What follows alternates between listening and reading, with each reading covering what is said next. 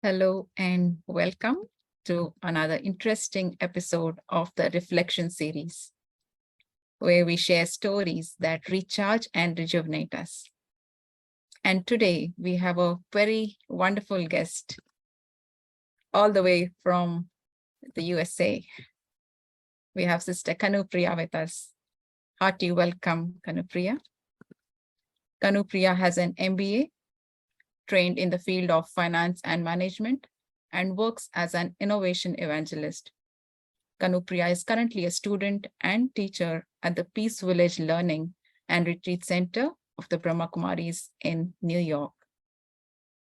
And the story that Kanupriya is going to share with us today is titled Tryst with Truth.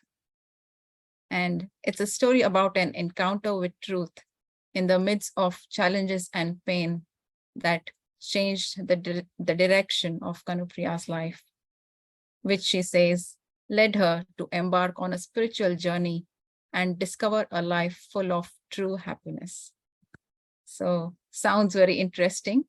So let's hear what the story was, what happened, and how it led to a beautiful path ahead. So hearty welcome once again, and it's over to you, Kanupriya. Thank you for joining today. Thank you so much for the warm welcome, and it's good to be connected across continents and but with big hearts and similar interests. So hello to everyone, and just this reflection on Tryst with Truth really encouraged me to think about what changed initially when I got some kind of introduction to this type of meditation practice and this knowledge. And while growing up, there were all the time, I grew up in a household where spirituality was very much part of the daily routine. And when I look back on my childhood was filled with a lot of exploratory travels. I had many, many hobbies, which I was interested in and also good at. And there was a special interest in adventure sports. So really enjoyed that rush and that thrill. And it feels that I had a very fulfilling childhood and also adulthood, which led to a feeling of having a very comfortable and smooth life, if you were to say.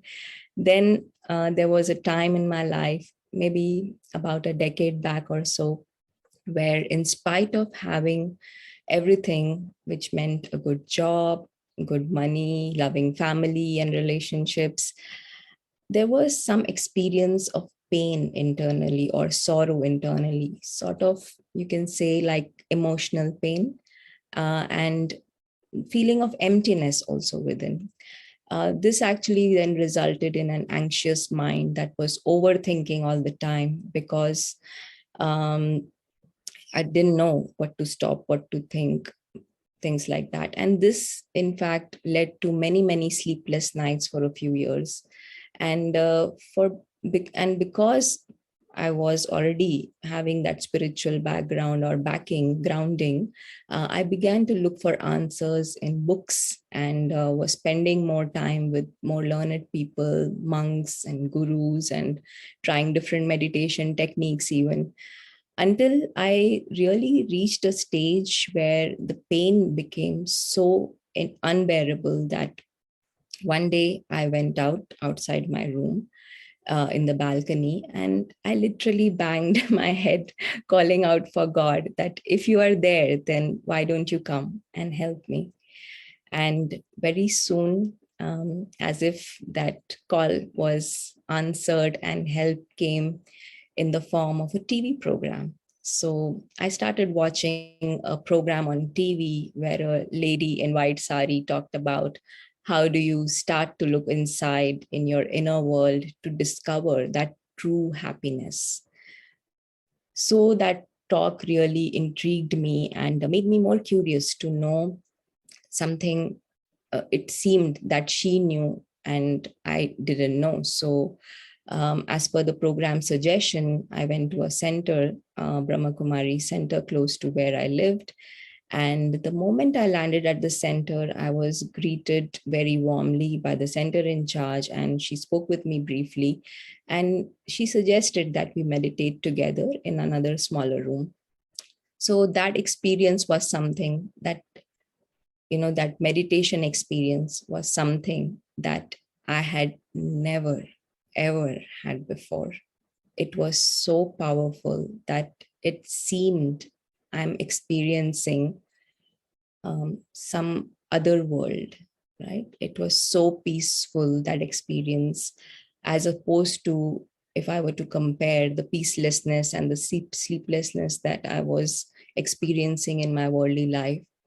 There was also a lot of power in that experience as against, the weaknesses that I was experiencing in my worldly life.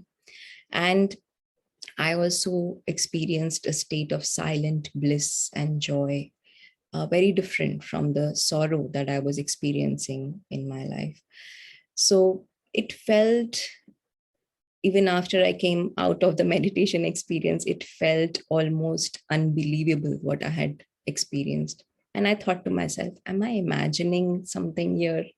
Um, like, you hear stories about aliens who discovered another dimension on another planet. So but well, yes, when I realized over a period of time there was some consistency in these experiences, and that led me to believe and be convinced that I had in fact discovered the dimension of truth. And how did I know, or how did I start to be so convinced that this is truth that I had discovered and found? um, I think that there are some attributes of truth that made me believe this, and I will talk about these attributes. There are 4 or 5 of them that I could think of. So the first one was this consistency and constancy. Truth is consistent, constant. It is imperishable. It is timeless. There is no boundary for that. So, in a very broad sense, if we were to think of what falsehood is, we can say that whatever changes is temporary, has a beginning and an end, can be defined as false. So, the opposite of that is truth. Um, what I was experiencing in my meditations, whether at home or at the center, was very different from the momentary and the temporary pleasure of, say, the happiness of buying new clothes or eating a nice ice cream or even receiving a gift from a loved one, right? So those experiences of um, peace and power, bliss, all of that, those experiences started becoming deeper and richer over a period of time. So that consistency, constancy made me believe that it is truth. And the second aspect about truth is also that truth applies to all situations. So, what I mean is, truth is supported by some fundamental and universal laws. So, whether it is a situation with a boss at work or a relationship at home, or maybe financial problems, any other kind of challenge that I was facing, the moment I brought myself back to my original true awareness of who I am, I started to experience the same original feelings of happiness, peace, love, no matter what the situation was. I realized that the situations actually originate and are active in the what we call the physical world, the world we live in, the gross world made up of matter. But the higher self, the true self, belongs to another dimension, which is non-physical, subtle, invisible. And over a period of time, as the contrast between these two worlds, the physical and the non physical, became more and more clear to me, I understood that happiness of the true self can actually be independent of the physical world and the situations that are happening in the physical world. And one can connect with the non-physical reality very easily with these meditation practices and experience that independence and that happiness from what we say the beyond, right? So that is the second aspect of truth. And also the third aspect was that truth applies to everyone. So it's not just for me that this truth holds good. It's not individual, but it's the same truth for everyone. So whoever I met, whoever who was doing this kind of meditation practice with a certain commitment and dedication, had similar stories to share of the higher experiences they were having. So as if I found my family of truth, if one were to say, of true beings, my true brothers. So truth applies to everyone, which was the case here also. And the fourth aspect was truth makes one fearless. And when I think of fearless, I would consider myself quite courageous since childhood, as I was doing adventure sports and many more things in life, quite independent. But there is a different kind of fearlessness that comes when one discovers the immortality of the higher self. The fact that nothing and no one from the physical world can harm this true self, who is an eternal, living, conscient being, gives us the strength to face and deal with any situation. So, being fearless comes from that knowing and awareness that I am an immortal being beyond harm. And the fifth aspect, which is the last one that I'll be talking about today, is that to experience the truth is natural and easy. No effort is required to experience this because, it's like our original state, right? Just like breathing is natural and easy, right? So similarly, to experience those original qualities of happiness, peace, love, joy, bliss is natural and easy. In the case of breathing, when something blocks the breathing, maybe we are choking, it becomes difficult to breathe. And as soon as that blockage is removed, breathing returns to its natural rhythm. So, in a similar fashion, when the blockages which are formed on this true self by layers of false identities, and we forget who we really are, one faces difficulty in experiencing those original states and qualities. So, the more I understood about this true self, the more the blockages were removed, and it became easier and more natural to experience these higher feelings. And still working on it, but I can see there is a progression that's happening, right? So that was my story about the Tryst with truth. I would just like to conclude with by reading a passage from our spiritual study material that we all read. It summarizes today's reflection on Tryst with truth very beautifully. When there is truth, the soul dances. The soul will constantly dance in happiness. When you try to prove yourself with stubbornness, then if you observe your own or someone else's face, it would not be a face with happiness on it. The face would be filled with thoughts or sadness. It would not be a face of one who is dancing. Where there is truth, the soul dances in happiness. Days and nights spent in happiness are enjoyed very much. But if there is the slightest untruth mixed with the truth, life at that time would not be enjoyable. The meaning of truth is to be stable in your form of truth and then create thoughts, speak words, and perform deeds from that awareness. So that was something that I wanted to share today. So over to you, Lata. That's really beautiful.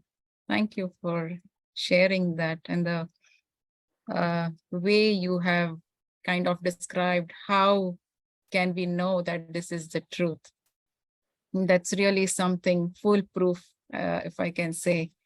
Like, uh, sometimes someone just believes, but if someone asks, how can we know this is the truth? I think it was wonderful to get some uh, points to kind of, tally it against it. So yeah, that was beautiful. I would just like to ask you, you mentioned about the journey you were on, and then after this beautiful meeting with truth, uh, there was a change in the way you saw things, or you started thinking or looking at things. So how was it initially? Was it like, did it take time, or was it like instant? And how did it eventually, become a part of you? So would you like to describe that second phase of the journey a little for us, please? Yes, definitely. Very good question. And thank you for that. Yes, journey, it has been a journey, right? So, although, like I mentioned, that in meditation, I was having those experiences, and that was without fail. I used to be extremely alert during meditations and having those very high experiences. And actually, with no effort and no knowledge, right, since the beginning. But what would also happen is that when I come out of meditation, go home, go to office, or just interact with anybody, friends, family, then there were many times when I would really get very upset and again start feeling very low, right? So on one hand, I had this very high meditation experience, maybe the same day, a few hours ago, and then somebody said something, somebody did something, something didn't happen, something of that. We all have to face challenges. So, uh, but what I found was that with consistent practice, and especially for me, of course, longer meditations have their own benefit, but in the beginning, what really helped me was to practice meditation for 1 minute, maybe every hour, more frequently, but just those 1 or 2 minutes or few minutes of full concentrated effort to go in that awareness beyond, and to feel really, and to think of the self as that true self, right? That invisible, living, conscient being. And we use the image of a point of light usually to denote um, that living conscient being. So that awareness slowly then started to make me more calm, more, um, stable in my experiences and interactions with others when I came out of the meditation too. So it was a difficult journey. It took Yeah, time. Yeah. but definitely, like as they say, there's light at the end of the tunnel. So once you know that this is the path of truth, so you keep going, and eventually there is transformation, and that is really beautiful, as we can see from your experience, and we have just heard a bit of it as well. Any experience that you would like to share about how that experience you had uh, inspired any others who met you or whom you spoke to? Anything that you would like to share on those lines? Yeah, these feelings that you experience, actually, and these states that you experience, actually, even if you don't speak with people around you, somehow they translate into, and they can be caught by others very easily. And the more deeper those experiences are, and intense, you can say, all right, the stronger those experiences are, it becomes easier for others to also catch. Just like we all have heard about telepathy. So, you think of someone, and that person calls you immediately. So these experiences also, I feel, um, get transmitted through vibrations, and sometimes the person may be thousands of miles away, and still catch your thoughts. And yes, there have been experiences like that. Right. One time, in fact, just on Facebook, I was doing a meditation, and somebody I hadn't been in touch with since 20, 30 years um, told me something that, how it really helped a soul to leave the body. So you don't know how these things actually work. So yes, but the effort is always to just make it stronger for yourself, right? So that is something that you should aim for. It's more the vibrations that work and keep working all the time as you continue to practice meditation. So, as you have mentioned about meditation a few times, it would be lovely if you can lead our viewers into a meditation experience by speaking a commentary, if that's okay. Sure. Thank you. So we will just make our body relaxed and sit up straight with the mind alert.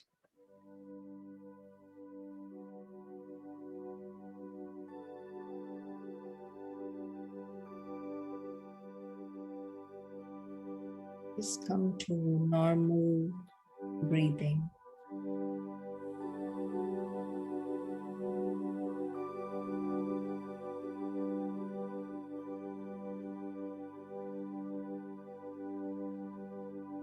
And we shift our awareness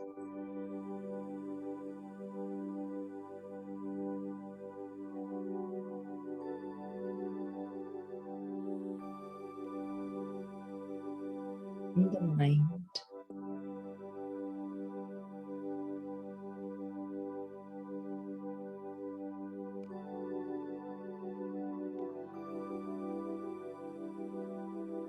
To the true self.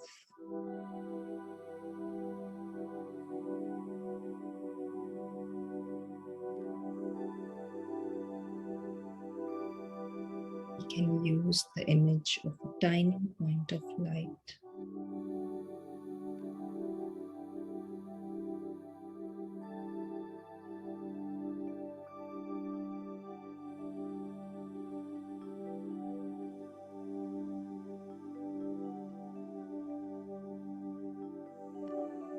This true self belongs to a completely different world.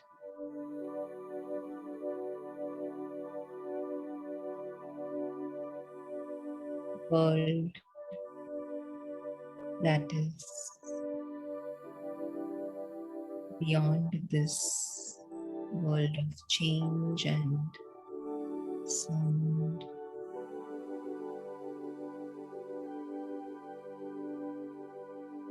That world is the world of truth.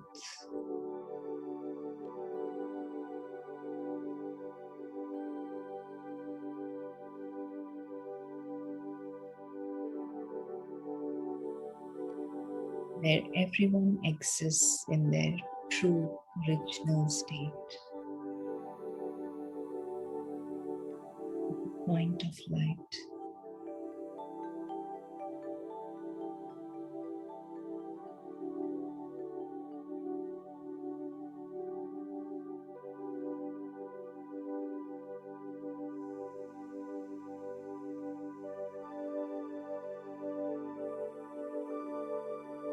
The original state is that of perfection,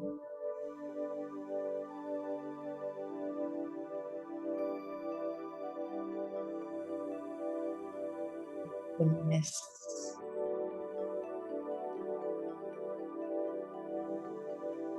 nothing lacking.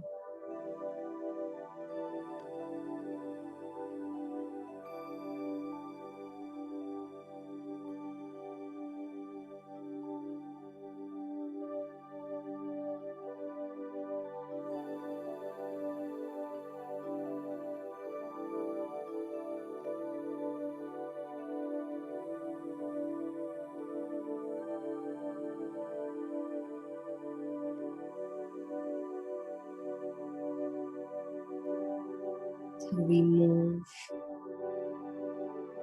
into that most beautiful world as a point of light.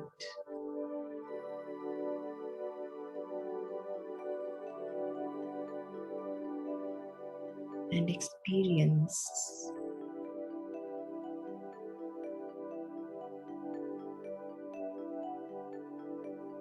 the safety that comes from immortality.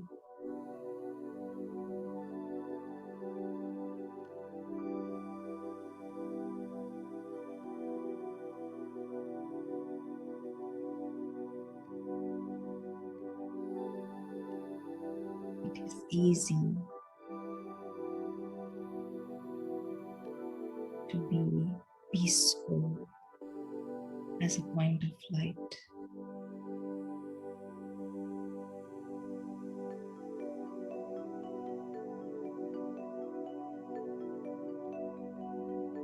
Happiness and love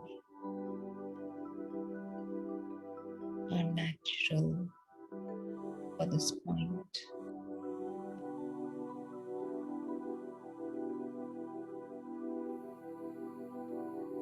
Just stay in this awareness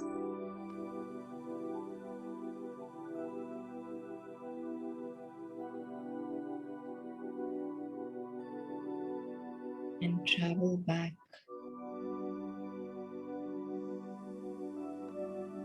into this body and physical world.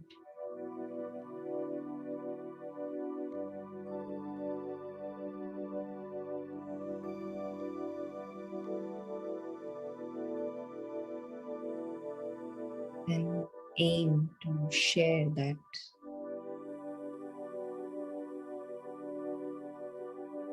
love and happiness to be experienced.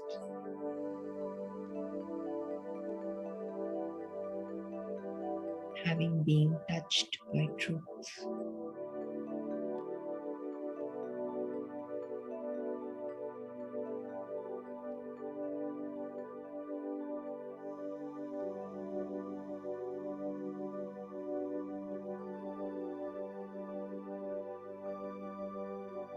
Thank you.